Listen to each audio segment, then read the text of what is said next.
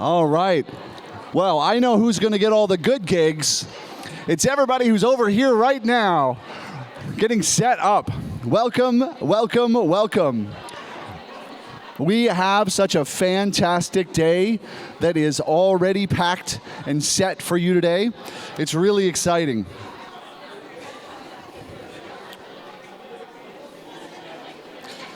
I want to mention some of the sponsors this year.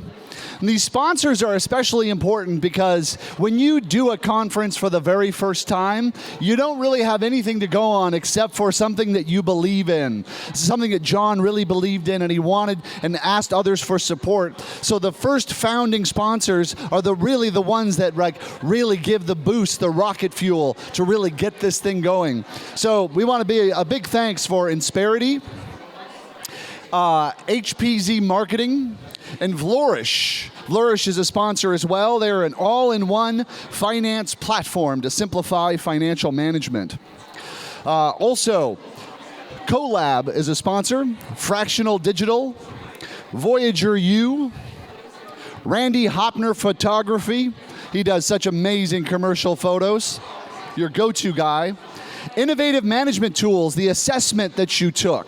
They're one of the sponsors for us. And if you have not picked up your copy of your assessment for your thinking style, make sure you do that right over there.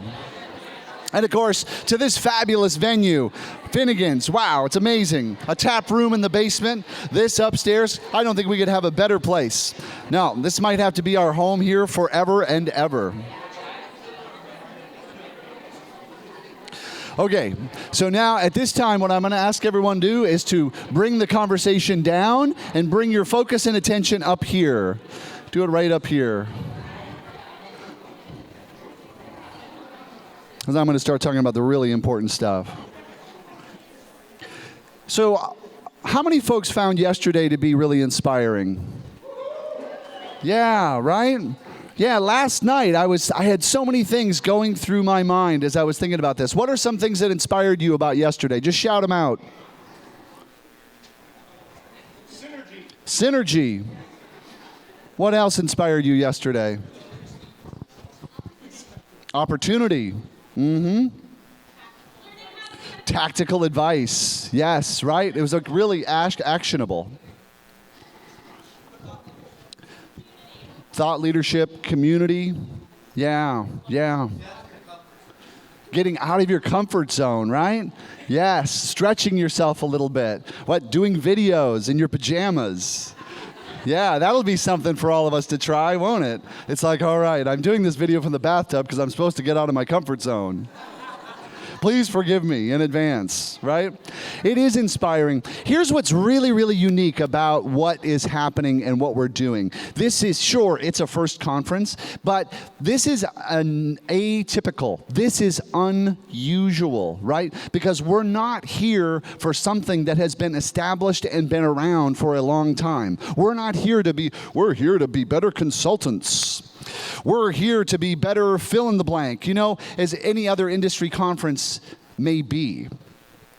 We're actually gathering and coming together as folks who are working in a space, in a structure, under a title that has only existed for a few years.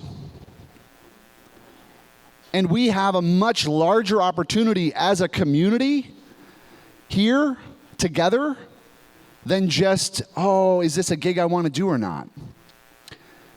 And the reason this is a much bigger opportunity is because we collectively get to define it.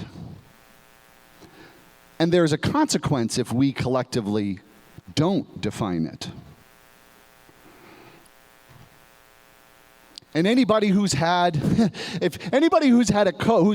a coach would know this about defining it, right? Coaching has been gradually defined over years, but its initial definition is what? Like a basketball coach or Little League or whatever, right? When I tell people, I don't say I'm a coach anymore, because they say, what sport? I'm like, the sport of talking.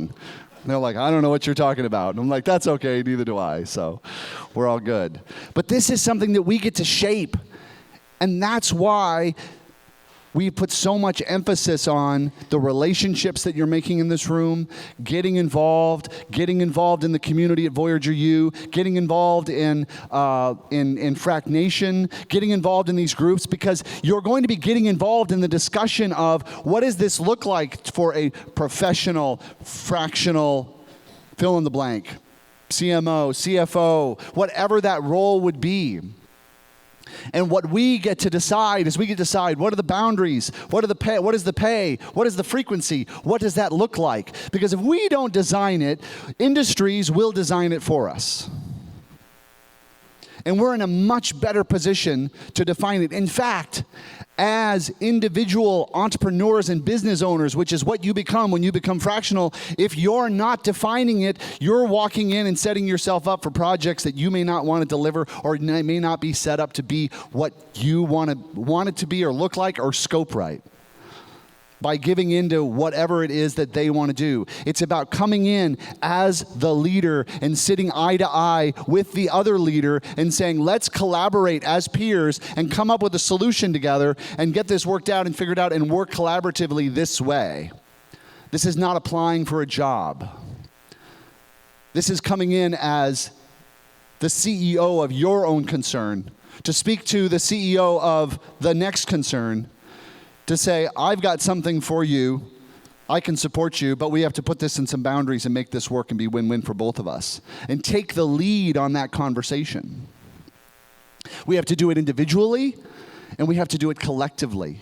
And the way that we're going to do it collectively is at conferences like this, it's in our online groups, it's in our conversations and in our support of each other. Because the shape of this, the integrity of this, the look of this, how good of an opportunity this is or not, is up to us, and up to us this week, not sometime in the future. Because sometime in the future, if we don't, someone else will define what it is to be a fractional professional. So this is an unprecedented opportunity for everyone in here. There's also something else that is really important about bringing yourself into a community, and a community of peers that are doing similar work as you. And that is the generative quality of having others generate you. In all the coaching that I've done over the years, one of the things that I've really noticed is when I see people that come out of a long corporate career and they move into a space where they are hanging out their own shingle, they are their title and their business owner because they say they are, and they're going out to promote themselves, even though they've had a long, distinguished career, they've made an incredible income, they're respected and revered, they start feeling really insecure about themselves. They start to really doubt themselves. This thing called imposter syndrome starts creeping in. And why is that? What is that? And even for the folks that I talk to that experience this, it's like, why is this happening? This shouldn't be happening. I never felt this at work. Here's the thing. We're all reflections of each other. When we're in a work and organization environment, you are in an environment for agreement for whatever you are. You're in an environment for agreement for the position that you hold, for the status you hold, for the power you hold. You're in an organization, in a group of people that is in agreement of that. And that is incredibly generative. It's incredibly confidence boosting. It's incredibly generative. Now, fast forward, you're on your own. You go to work. You walk into the living room. You sit down in your chair and pull out your laptop. You're in your office. Your dog likes you, but that's not the same. It's not the same.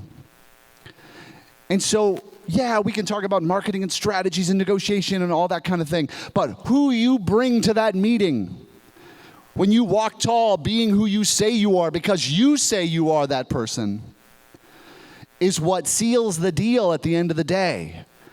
And what generates that is being in a really powerful community like the one that we're in right now. And this is a community.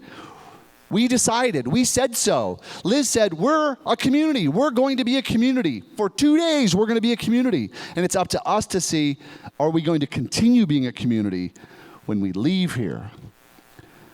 In the interest of our own interests, in our professional and financial interests, in the interests of a new industry, a new genre. I don't know what we call this, but we get to call it.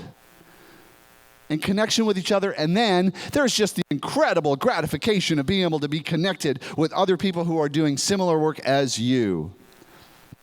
And then lastly is your pocketbook. And that is your greatest source of new clients is all the people that you know in this room and in the fractional community will be the biggest source, because we're all in a high trust business. Really high trust. So I invite you to keep buzzing in the hive, keep making connections, and be proactive about being involved and vocal and listening and engaged in the communities that are available here and ready to support you, and also ready to be supported by you when you come in. Oh my gosh, today is going to be such an amazing day. We have such great stuff coming up. We're going to be looking at current challenges that business owners have with fractional executives. Like, what are the challenges? What are getting away? What are the boundaries? What's working and what's not working?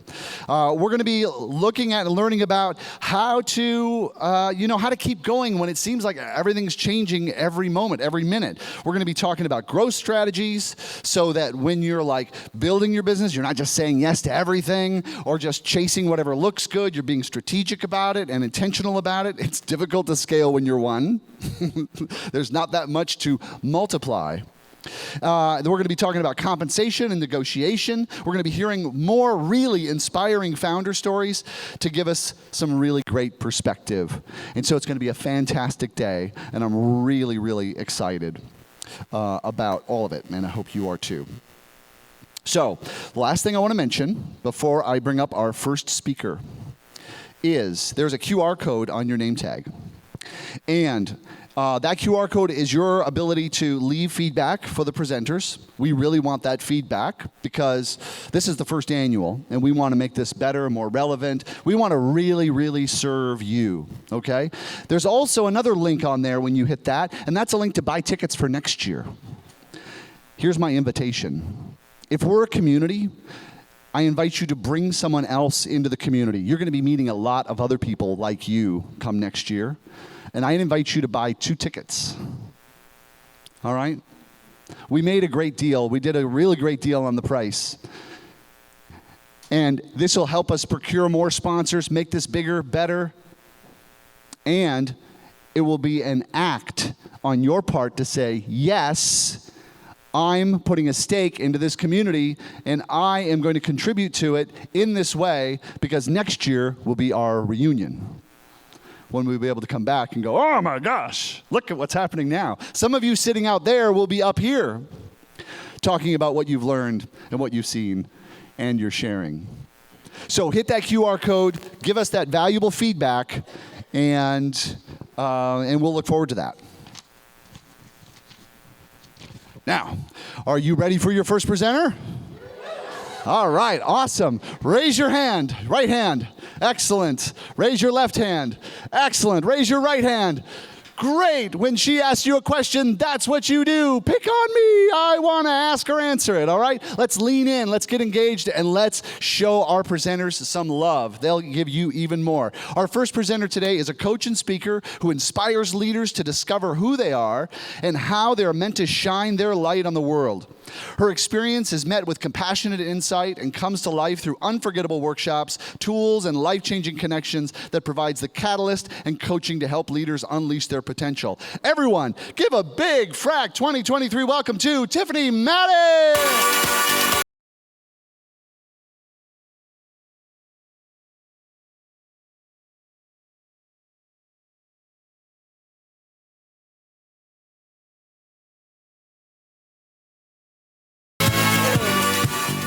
I don't need that. Oh, thank you, though. That's right, you don't.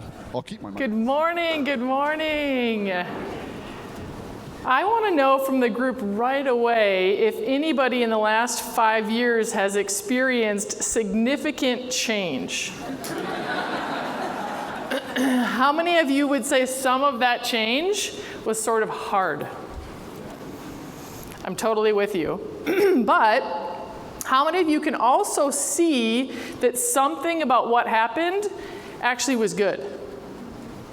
Good, good, good, good. So this last 5 years for me personally has been constant change. And here's a little bit of my journey just to get us set up to talk about this important conversation, which is about the only constant is change. Things are changing in our business, things are changing at home.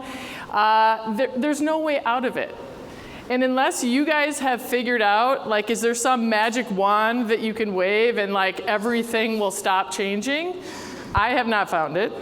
I also have not found the fountain of youth. So if anybody here has found those two things, I want to know about it. But for me, in these last 5 years, at the end of 2018, I took the opportunity to be laid off. That sounds like a weird thing.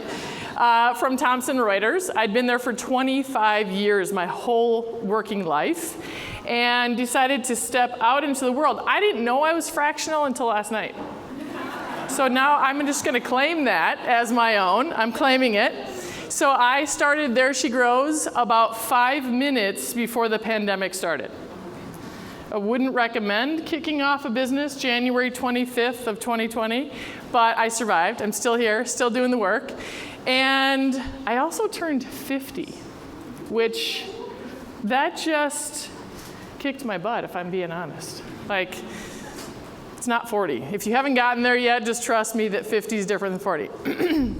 I also launched my children to college, so I'm now a new empty nester. I have a 24-year-old son who graduated from St. John's, and I have a 21-year-old daughter, Annika, who is a senior at St. Ben's. So not only am I putting all of my financial resources into this college phase, but all of these things have been happening at once. And I have to be honest, it's been really hard. It's been hard on me, and I didn't know what it was going to be like to run my own business during a pandemic with an empty nest, sitting there, as Jason said, with my dog every day. Like, it's me and my dog, right? So it's been different, and it's been a challenge. But what I know and what I want to talk about today is how do we prepare for it? So how can we, as leaders, get ready for what we know is going to be true, which is just the changing of the world and changing of life? So I'm going to use the sturdy old oak tree to help make this point.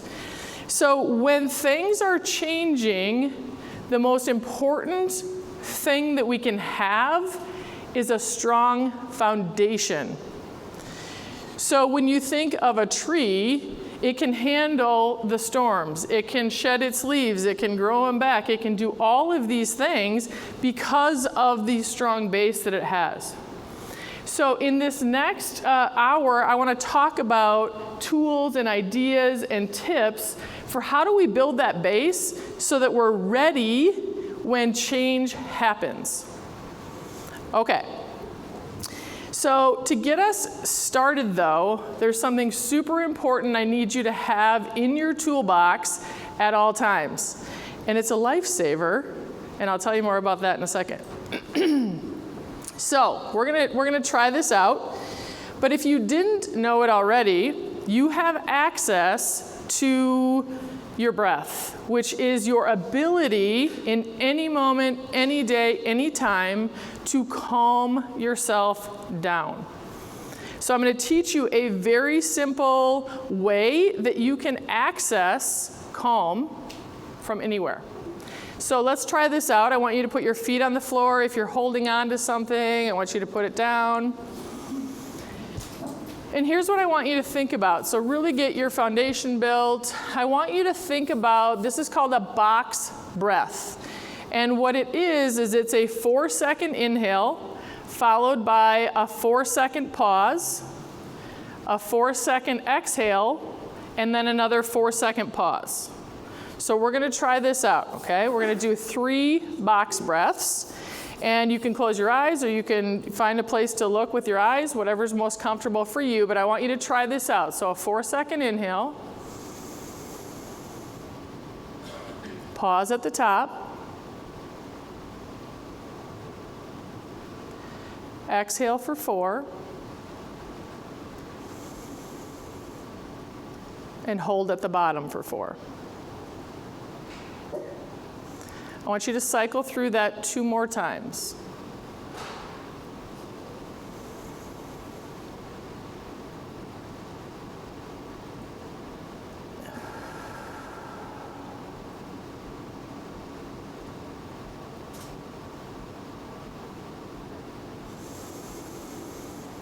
And then just take a second and check in with your body.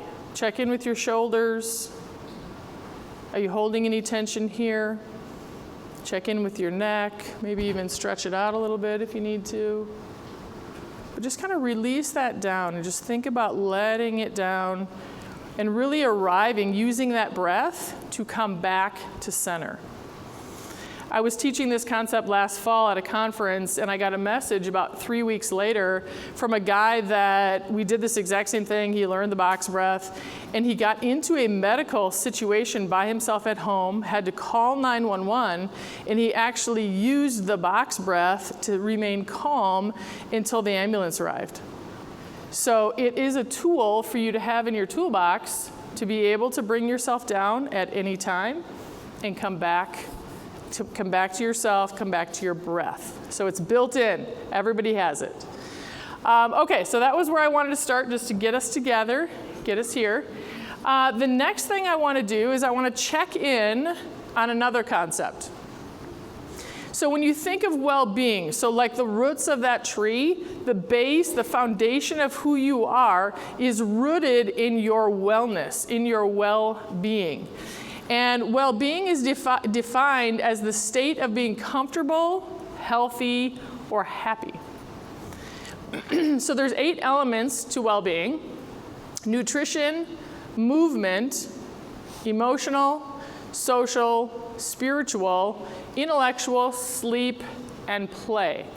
So if you have something to write with, I want you to find something, pen and paper. We're going to do a quick little check-in here.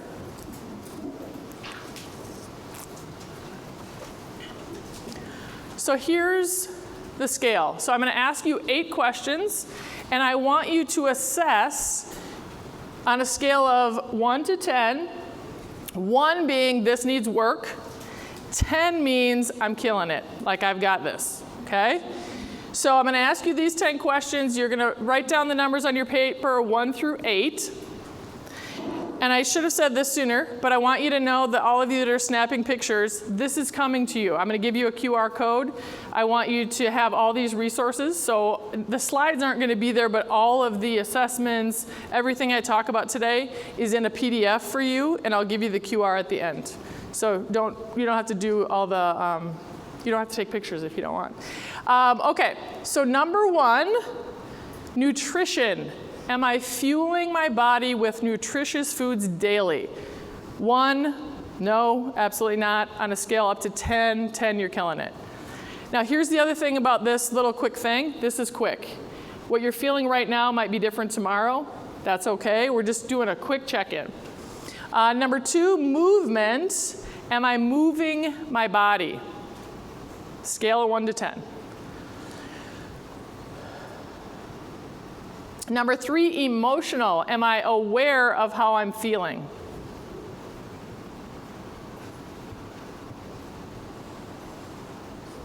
Number 4, social. Do I have a feeling of inclusion and belonging?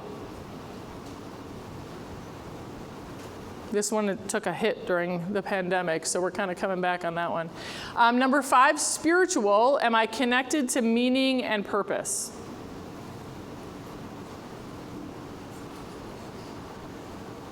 Number 6, intellectual. Am I learning and growing? This one's tough. Number 7, sleep. Am I getting enough rest? And number 8, do I make time for creativity and play? So I want you to do a little math. I want you to add up your number, see where you're at.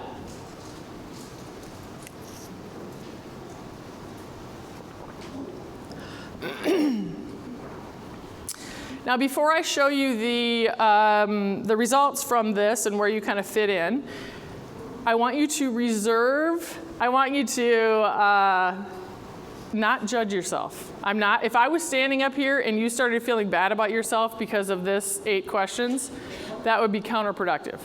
So I want you to release judgment. We're just checking in, because any sort of change, getting ready for it, requires you to at least notice it.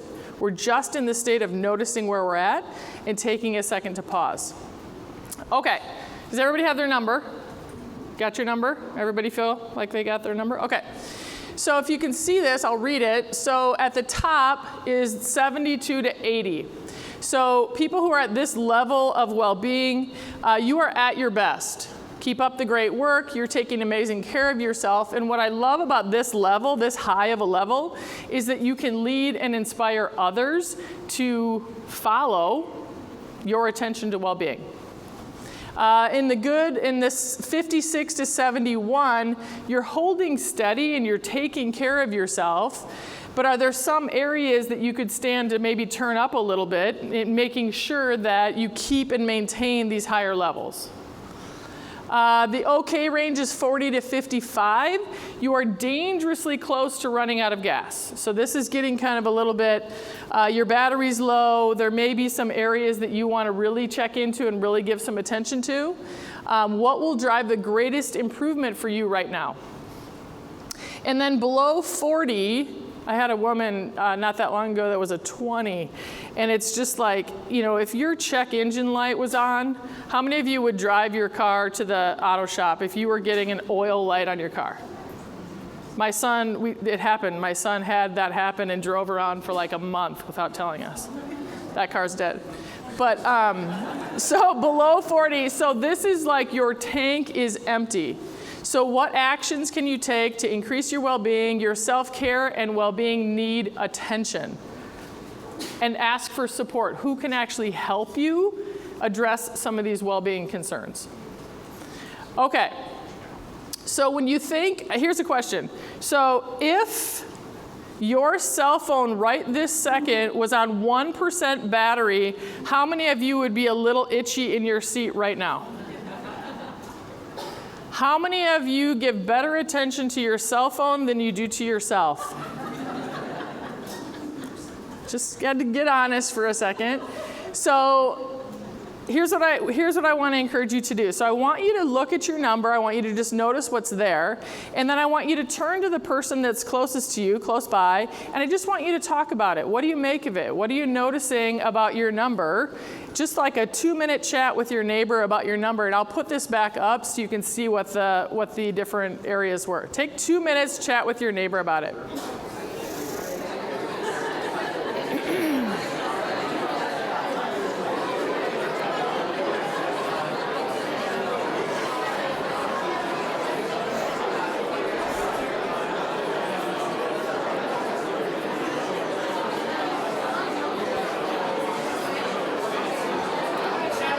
Okay. I'm on an island right Okay. there. Yeah. How'd you do? Yeah. My number was a 32. So. Okay. Yeah. Oh, John, go right up to the top. Yeah.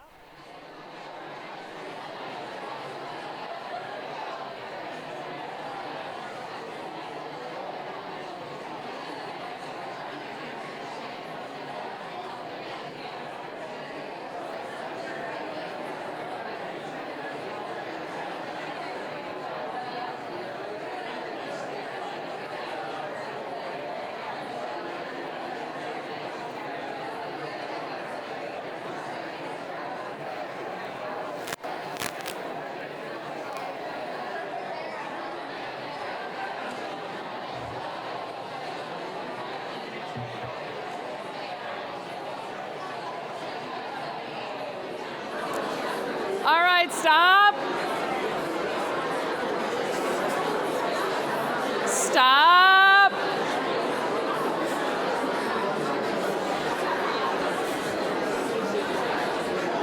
Raise your hand if you can hear me. Raise your hand if you can hear me. Stop. John just said to me, you'll never get him back if you let him talk. Prove him wrong, prove him wrong. Okay, let's keep going because I want to keep us moving through some additional ideas. Quickly though, anybody willing to just make a quick comment about what they took from that assessment? Anybody willing to share? Go ahead. One thing we discussed is the fact that this group, we're all high achievers, and our three of us chatting, we're like, oh, I thought I'd be better than that. Oh, okay. You wanted to get an A and you didn't. Yeah. Okay, thank you for your honesty. Go ahead. One thing we were chatting about was if you do great in a lot of the sections and you have one score that's just pathetically low, it really drags you down. Yes. So did you guys hear that? So overall, in the 8 scores, if there's one that's really low, maybe you're not sleeping, that's going to drag down your overall number. But I would argue that sleep is foundational. Talk about the roots of your system and of your existence. If that is not on, then the rest of it feels a little bit wilty and a little bit frayed. Go ahead. This has always been true for me. I'm bad at like fun, social, because I'm an introvert. But then I think I overcompensate with the things I can control well, like movement and food. Like I'll get crazy control freak over that. So those are like 9s. Okay. And I get these ones that read. Okay. I can't fix those. Lean into your strengths. So she was saying that like she's more inclined to do the things she can do well, but her fun number and her play number is low. Okay, one more. There's a bit of a calibration involved as well, because like I rated my social at an 8, even though I'm not a very social person, because it is enough for me. Yeah, if it's enough, right? You have to decide what the right number is for you. Okay, let's keep going. I could literally, next year, I need 2 hours, John, next year. We could do this for a long time though too. So think about your cell phone. Am I tending better to the battery of my cell phone than my own personal battery? So what do you need to do to plug yourself in and give it the same level of attention that you're giving to your phone? Which is really sad, but that's okay. That's okay.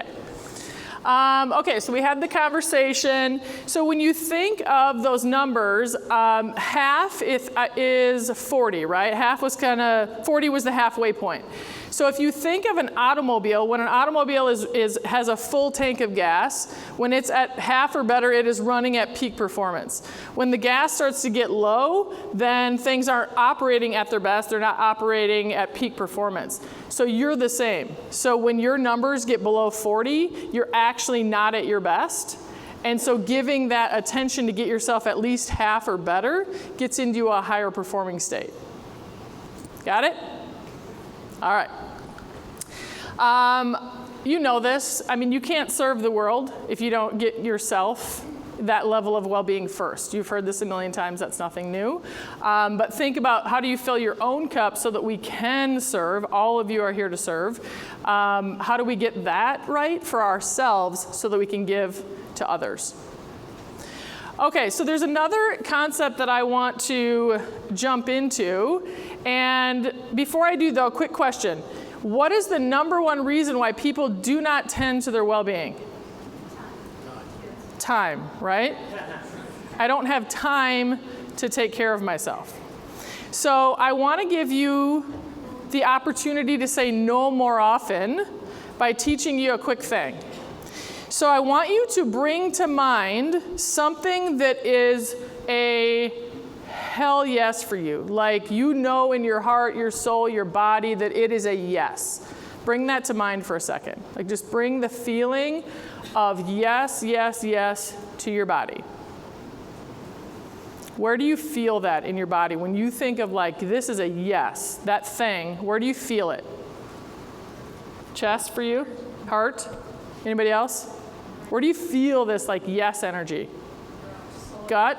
Okay, down, okay. Anybody else, different spot? Say again. Throat. I thought she said groin. I was like, sorry. It's legit, but I just okay, so yes, you got your yes. You're connected to your yes.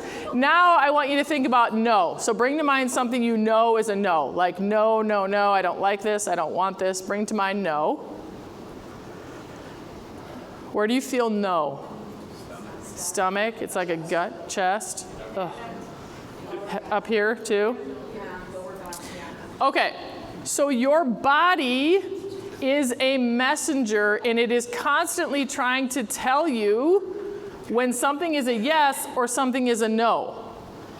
But given the high achieving nature of the humans in this room, I'm guessing you blaze right over the body's messaging and you say yes, even when you know it's a no.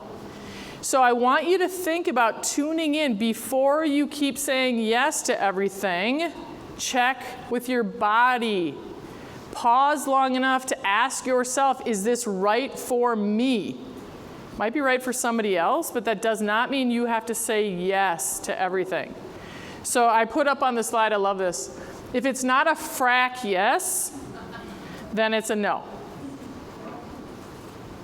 So using your power to say no more often to the things that actually don't line up with your heart and soul.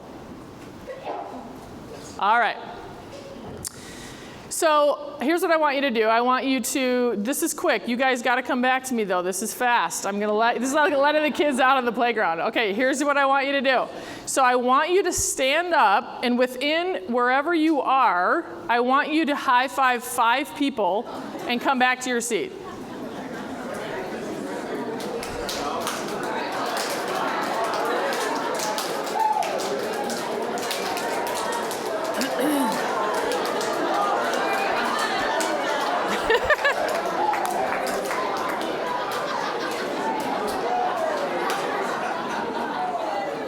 Okay.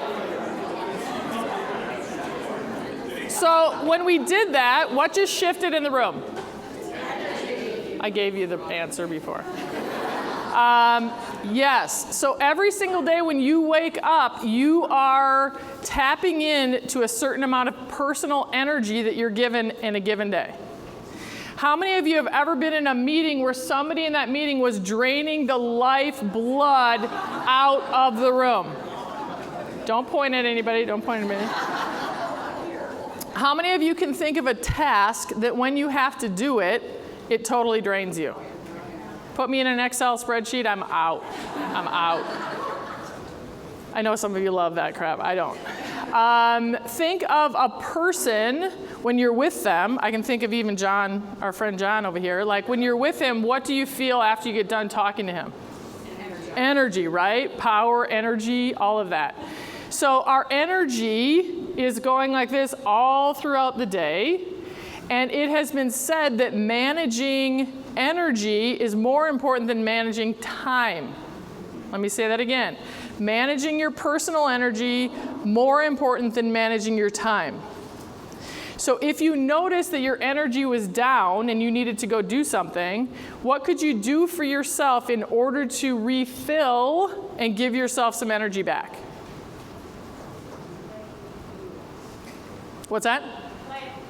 Play? Music, movement? Breathe, thank you. Power nap? Hug the kids, hug the dog, pet the dog? Chocolate. I was like, come on, people, chocolate. Walk, move.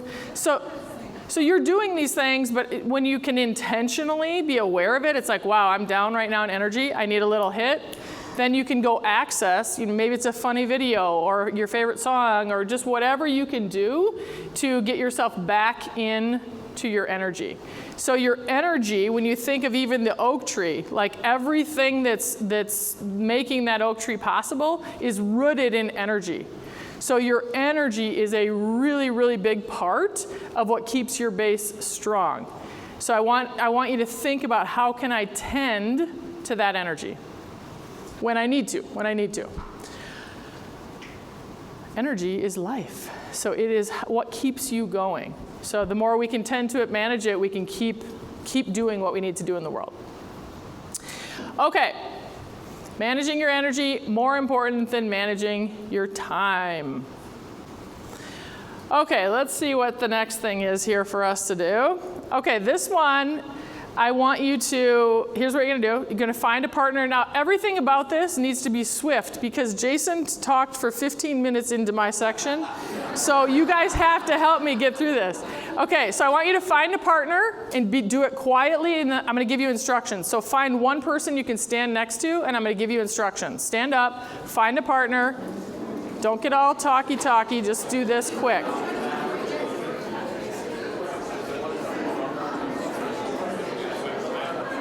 Okay, listen up. Raise your hand if you don't have a partner. In the back, in the front. So, no, you need to have a partner. Here he comes. He made it. Okay, here we go. Okay, partner A is the one that has the most hair. Okay, raise your hand. Raise your hand if you're partner A. Raise your hand if you're partner A. Okay, partner A, you are going to smile at partner B. Partner B, you cannot respond. You have to keep a straight face. And you have 10 seconds. On your mark, get set, go.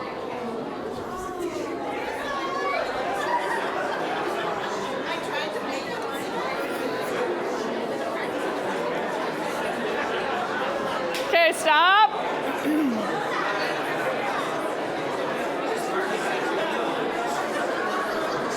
All right, stop. Okay, partner B, you're smiling. Partner A, no smiling. On your mark, get set, go.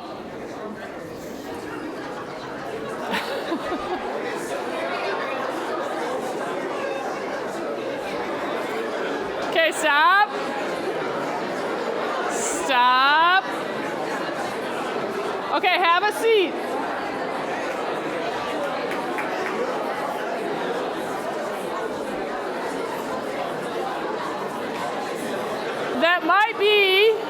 That might be the worst attempt I've ever seen at not smiling.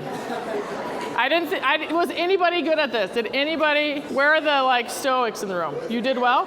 Okay, couple people, okay. What's the point of this? Okay, here's the thing. Here's what's important to know about this.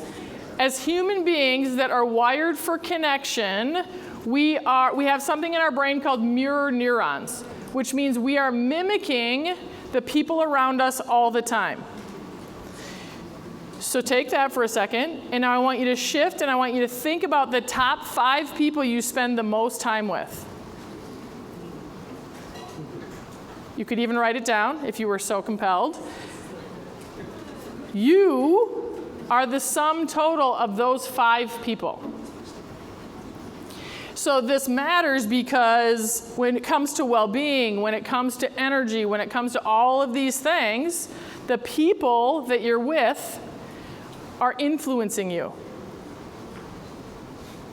Now, every time I talk about this, somebody always, it's like clockwork. Somebody always comes up to me at the end and says, "What do I do? My sister is the worst."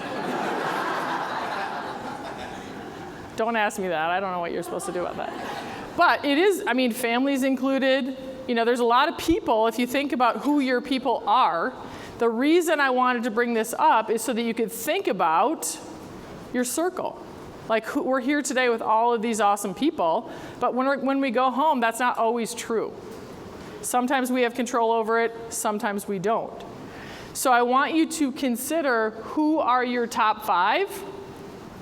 And I'm not asking you to kick people out of the house, but just to consider what impact are these 5 people having on me as a human being and on my base. When you come back to the root and to the foundation that we're trying to stand on and be solid, are you surrounded by the right people? I've stunted everybody. Give me a response to this. Thoughts? How does this relate for you? Is everybody freaking out? Go ahead. I think I'm at a redesign moment with this because I'm in transition. Okay. If I don't think about my family, then I'm not a woman where I can choose this. Really thoughtfully making shifts. So you're at a point, I don't know if everybody could hear, but at a point in transition where your people are actually shifting. One of the hardest parts of my life was leaving corporate America because I loved being in the office. I know my Thomson Reuters friends are here, but I was at my absolute best when I was in that building with the humans. Well, now I'm with my dog in my office at home by myself. Very different. So transitions, we have to really be intentional about how do we put our people around us so that we can elevate. Go ahead. Two thoughts that this brings up. One, Oh, thank you, Katie. so there's two. Is that on? It's muted. How's that? Yeah. Yep. Okay, so there's two thoughts that this brings up. One, COVID really messed with Did a number this. on us. Yep. I loved being on meetings when everybody was camera on because you feed off of that energy. And when that didn't happen, you felt that drain. But the other thing is I recognize that I'm inherently usually a smiley, happy person. And so I'm one of the 5 that brings the others up. And so I have to be intentional about who those other people are for me. Awesome. Thank you for sharing that. One more? Go ahead.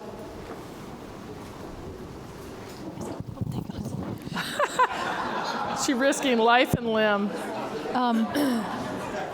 So the way that I look at it, it's also how important we are for those 4 other people or 5 people around us.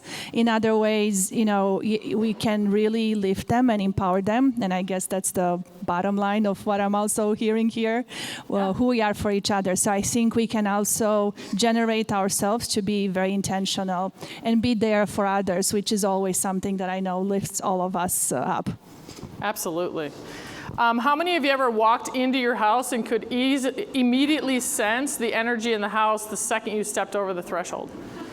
So energy, whether you realize it or not, it's moving all the time. Like, we can't stop it. Like we said before, it's our life. People have energy, they take it, they leave it. All the different things are always happening. My point of sharing this is that can you be more intentional about it? Now that we can be together, we can be in person, we can actually connect and network and do things like this. This is going, how many of you will have your bucket filled, your energy load will be filled from this experience today? I know the introverts are like, no, but that's okay too. You're going to get some good things out of it. Okay, good. Okay, here's another thing. So I'm gonna tell you something quick about this. That so as human beings, let's see how to phrase this. We have a tendency to put our nose into business that is not ours.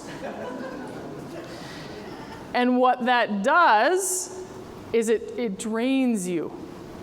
So when you get in and you try to control other people's programs, whether it's your kids, whoever, your colleagues, whatever, fill in the blank, you end up spending a lot of energy trying to control things that actually aren't yours.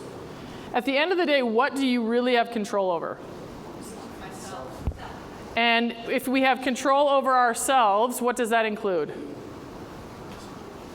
Say again, say louder. Your how you react to things, what you say, what you're getting involved in, choices, how you feel, your feelings, how you treat people. All of that is within your own control. About 3 weeks ago, I got a text from my neighbor, and I'm not the type of neighbor who I actually have. This may make me sound bad, but like I have boundaries with neighbors. Like I never wanted to have 50 kids at my house. Like I wanted to be able to come home from work and have my family, and so I have boundaries with my neighbors. And my neighbor across the street texted me 3 weeks ago and said, "We're having some special guests to the house this weekend. Would you be willing to pick up the stick in your front yard because we want it to look neat and tidy?"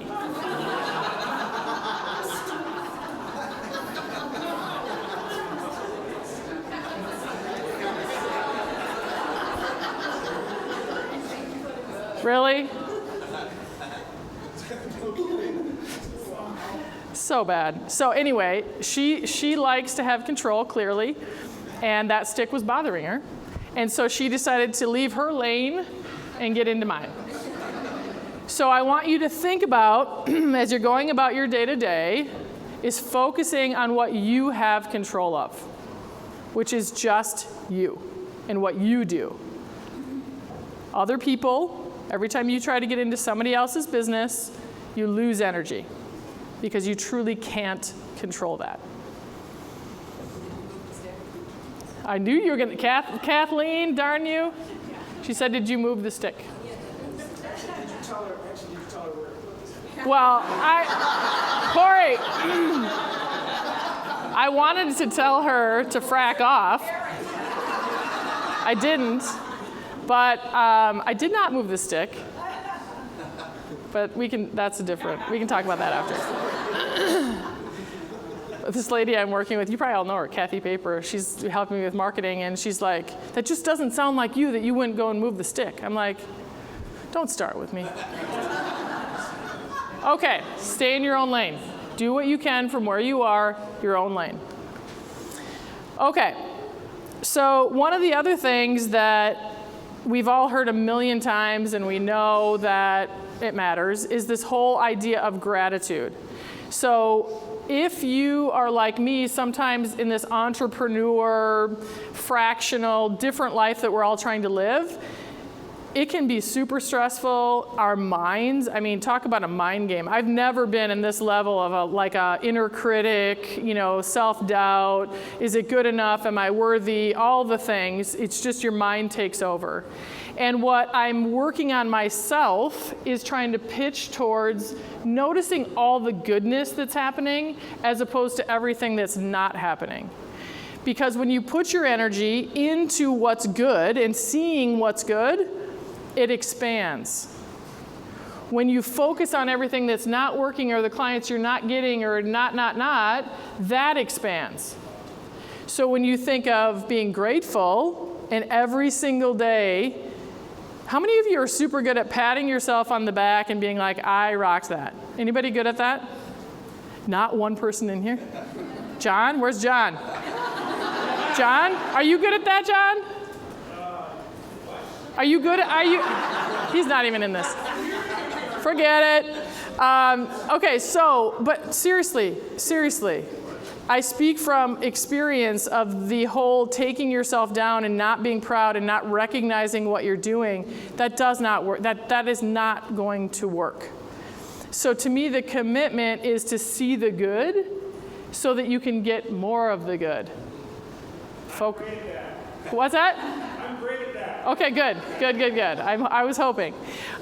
So just noticing where your perspective is tipped towards. Are you tipped towards not seeing it and not being good enough and not? Or are you tipped towards, I am so thankful and grateful that I get to do this thing for these people? Shifting into that more grateful, seeing the good mind. Got it? Okay. Question, how do these ideas apply to you and what you're doing in the world? So I am going to release you to talk to your neighbor again. 3 minutes. 3 minutes, have a chat with somebody close to you. How does this relate to you and your work? What are you connecting to right now?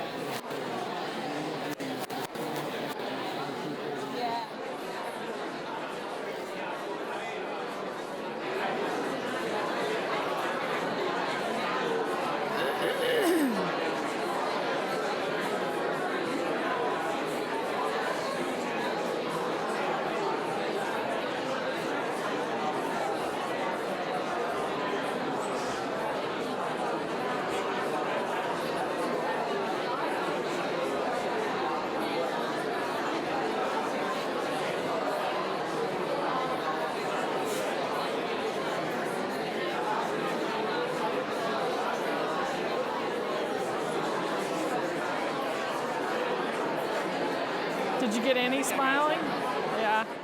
But I could throw this flash on over there and just look at me and smile once in a while.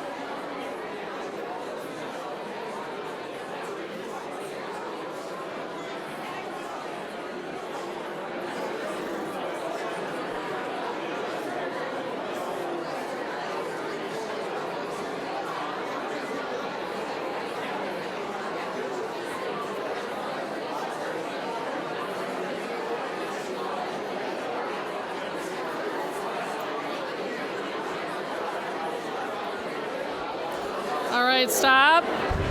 Stop. Stop.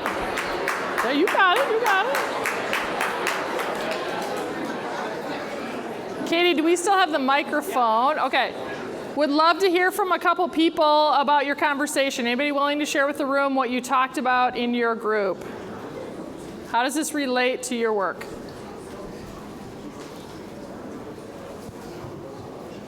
Hi. Oh, hold on one second. Mike is right there, but it's coming to you next. Hello. We talked a little bit about managing your energy when you're leading a team because your energy can be so contagious. One of the things that I did when I was leading a large team was pausing before I entered any room, whether that was physical or digital, and simply choosing, like, what energy am I bringing into this space? And sometimes I would have to, like, literally pretend I wasn't frenetic and chaotic, but at least then I mitigated my impact on other people's energy too. Awesome. So we can take accountability for the energy we bring into the room and be intentional about it. Thank you for that. Just ditto. That's exactly what. Ditto. You guys were talking about energy too, and managing your energy. Okay. Another one? Right over here. Katie on the right, or in the back too.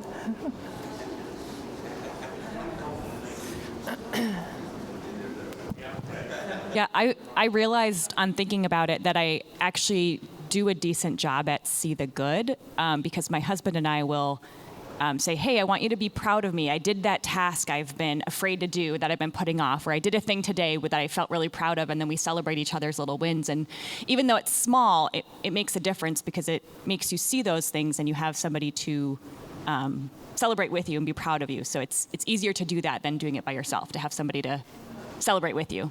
Awesome. Love that. Thank you. One more in the back. Did we have one more thought in the back? You know, I really don't need So one of the things around the see the good, and for anybody in the room who happens to know of this practice, it's the positive intelligence. And if you haven't heard of it, look it up, because it really is a complete mindset. And so when we talk about trying to see the good in any situation, and you can adopt a positive intelligence mindset and practice, it really helps. And then something that we had been talking about as well, maybe kind of the manage your energy or find the yes. For those of you who also haven't heard it, look up appreciative inquiry, because it really helps with your clients, and it helps to almost, because we're usually coming in as a change agent many times, and appreciative inquiry is always trying to find what's working, not what's not working. Of course, they hired us because it's not working, but usually you can come in with an appreciative inquiry mindset and practice, and again, help them find their yes. So this is just two things that we were talking about. Thank you. Anybody else? We good? Got it? One more thing over here. You have a what? Is it? No, I was just going to say something. I'm not going to joke about it. Sorry. Okay. Go ahead. So I am taking away from all of this how important it is to really set the day with intention, because that then just feeds into everything I do and then how I engage with my clients. So the new word is fracitude. Oh, yay! Fracitude. There you go. Love that. Thank you. Thank you. Thank you.